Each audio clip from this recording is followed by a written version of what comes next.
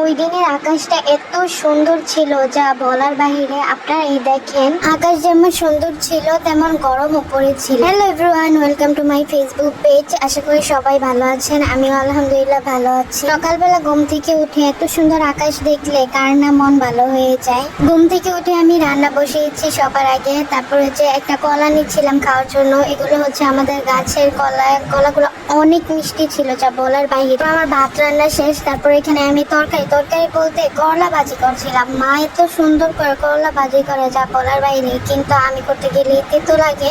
আপুরা তোমরা কমেন্ট করে জানাবা আসলে তোমাদের করলা ভাজিও তেতো লাগে নাকি, আর কিভাবে রান্না করো। দিকে আমি করলা ভাজি বসিয়ে দিয়ে কাঁঠাল কাটছিলাম। কাঁঠাল তো প্রায় শেষের দিকেই। তোমরা কি কি কাঁঠাল খেতে পছন্দ করো কমেন্ট করে জানাবা। কি আমি আগে একদম কাঁঠাল খেতে পছন্দ করতাম না, কিন্তু এখন মাঝে মধ্যে একটু একটু খাই। আর এখন তো কাঁঠাল শেষের দিকে, এখনের কাঁঠাল আসলে অনেক মজা। আর এই কাঁঠালটা অনেক মিষ্টি। খাওয়া শেষ করে আমি এদিকে তরকারি বসিয়ে দিয়েছিলাম। তরকারিটা হচ্ছে আমি পুঁই শাক দিয়ে তোমার জাটকা মাছ নাকি ইলিশ মাছ বলে এগুলো রান্না করছিলাম আর কি। তরকারি বসিয়ে দিয়ে আমি আবার আকাশ দেখতে চলে আসছি বাইরে।